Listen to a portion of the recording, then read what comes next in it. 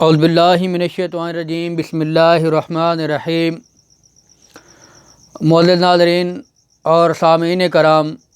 السلام علیکم ورحمۃ اللہ وبرکاتہ۔ ناظرین کرام، میں عامر منیر سابق قادیانی مربی آپ سے مخاطب ہوں۔ ناظرین کرام، ایک بہت بڑا دجل اور فراڈ اور جھوٹ کے اوپر مبنی ایک مقولہ قادیانی جماعت ہمیں سکھاتی تھی کہ جب تم اپنے قادیانی لوگوں سے مخاطب ہو اور جب کوئی بندہ قادیانیت کو چھوڑتا ہے تو تم جو باقی پسماندہ لوگ ہیں جو قادیانی جماعت کے اندر موجود ہیں ان تک یہ پیغام پہنچا دو کہ جو مرزا غلام قادیانی کو چھوڑتا ہے وہ دنیا اور آخرت میں ذلیل و رسوا ہو جاتا ہے۔ تو یہ بات ہم بچپن سے سنتے آئے اور پھر ایز اے مربی کے طور پہ ہم یہ قادیانی جماعتوں کے اندر یہ بات لوگوں تک پہنچاتے رہے، بالخصوص قادیانی جماعت کے افراد تک یہ بات پہنچاتے رہے کہ جو مرزا صاحب کو چھوڑتا ہے وہ دنیا میں ذلیل و رسوا ہو جاتا ہے۔ تو ناظرین کرام، جب میں نے اسلام قبول کیا تو اسلام قبول کرنے کے بعد جب میری وہ کہی ہوئی باتیں کہ جو مرزا کو چھوڑتا ہے وہ دنیا اور آخرت میں ذلیل و رسوا ہو جاتا ہے، جب یہ میری کہی ہوئی باتیں میں نے ان کے اوپر غور کیا کہ قادیانی یہ لوگ کیوں کہلاتے تھے ہم سے، اور کیوں قادیانی اپنے لوگوں کے اندر یہ بات کو مشہور کرتے ہیں کہ جو مرزا کو چھوڑتا ہے وہ دنیا میں ذلیل و رسوا ہو جاتا ہے۔ اس کی وجہ یہ ہے کہ جب میں نے اسلام قبول کیا اور جہاں دوسرے میرے ایکس قادیانی ایکس احمدی جو اسلام قبول کرتے ہیں یہ کر رہے ہیں، تو قادیانیت ان کے اوپر ہر طرح کے ظلم و ستم کرتی ہے، ان کو گھروں سے بے گھر کر دیتی ہے، ان کے بیوی بچوں سے ان کو جدا کر دیتی ہے، ان کے اوپر مختلف طرح کے مقدمات کرواتی ہے، ان کو دنیا کی ہر وہ ممکن کوشش کرتے ہیں کہ اس کو ذلیل و رسوا کیا جائے۔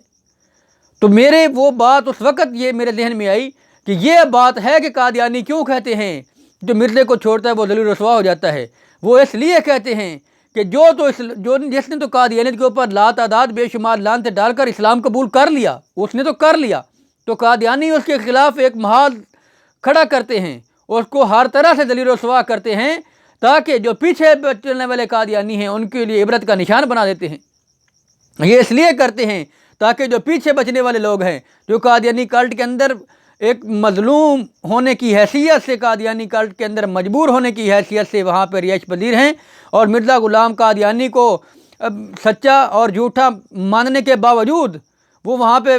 پھنسے ہوئے ہیں، تو قادیانی ان کے اوپر ظلم اور ستم کر کے ان کو کلٹ میں پھنسے رہنے کے اوپر مجبور کر دیتے ہیں تاکہ کوئی قادیانیت کو چھوڑے نہ۔ تو جب میں نے قادیانیت کو چھوڑا تو یہ بات سمجھ میں آئی کہ قادیانیت کو چھوڑ دینا، اسلام میں داخل ہونا، اللہ تو کہتا ہے کہ للہ العزت ولرسولہ وللمؤمنین، تو پھر جو مسلمان ہے وہ ذلیل و رسوا تو نہیں ہو سکتا، کیونکہ اللہ نے اس کے لیے ایمان کے ساتھ جو ایمان لاتا ہے ایمان والوں کے لیے عزت ہے، تو پھر وہ ذلیل و رسوا کیسے ہوتا ہے؟ قادیانی اس کو ذلیل و رسوا کرتے ہیں، اور قادیانیوں کا یہ بہت بڑا دجل ہے، فراڈ ہے، تاکہ وہ اپنے جو پیچھے رہ جانے والے لوگ ہیں ان کے اوپر اپنی ایک دھاک بیٹھا کر رکھیں کہ دیکھیں اس نے مرزے کو چھوڑ دیا اور اس کے اوپر ظلم، اور اس کے اوپر یہ نہیں بتاتے کہ ہم نے ظلم و ستم کیے ہیں، یہ بتاتے ہیں کہ اس کے اوپر اللہ کا عذاب آیا ہے، بلکہ اللہ کا عذاب نہیں آتا، کیونکہ اللہ تو کہتا ہے جو میرے راستے میں آتے ہیں، جو میرے نبی کے اوپر ایمان لاتے ہیں، جو مجھ پر ایمان لاتے ہیں، میں نے ان کے لیے عزت رکھی ہے، میں نے ان کے لیے عزت کا مقام رکھا ہے، اور حقیقت بھی یہی ہے کہ جو اسلام قبول کرتا ہے وہ دنیا میں بھی عزت کے ساتھ جیتا ہے اور آخرت میں بھی تو اس کے لیے عزت ہے ہی ہے۔ تو میرے قادیانی دوستو جو ابھی قادیانی کلٹ میں پھنسے ہوئے ہو، یہ محض جان بوجھ کر آپ کے اوپر ظلم و ستم کرتے ہیں، آپ کو ڈراتے ہیں، آپ کو دھمکاتے ہیں کہ کہیں آپ مرزا غلام قادیانی کے اوپر لعنتیں نہ ڈال کر اسلام قبول نہ کر لیں، تو آئیں آپ اپنے زندہ دلی کا ثبوت دیں، اپنے ضمیروں کو مردہ نہ کریں، اپنے ضمیروں کو زندہ کریں اور مرزا غلام قادیانی کے اوپر لعنتیں ڈال کر اسلام قبول کریں، پھر دیکھیں کہ اللہ آپ کے ساتھ کیا معاملہ کرتا ہے، اللہ آپ کو کتنی عزت دیتا ہے۔ یہ کیونکہ آپ نے اللہ کے اوپر ایمان لائے، اللہ کے رسول کے ساتھ آپ نے وفاداری کی، تو اللہ کبھی آپ کو ناکام نہیں کرے گا، اللہ آپ کو کبھی ذلیل و رسوا نہیں کرے گا، کیونکہ اللہ نے قرآن شریف میں جو ارشاد فرما دیا ہے وَلِلَّهِ الْعِزَّةُ وَلِرَسُولِهِ وَلِلْمُؤْمِنِينَ، تو اللہ اپنے وعدے کے اوپر کاربند ہے، اللہ اپنے وعدے کے خلاف کبھی خلاف ورزی نہیں کرتا۔ وآخر دعوانا ان الحمد للہ رب العالمین۔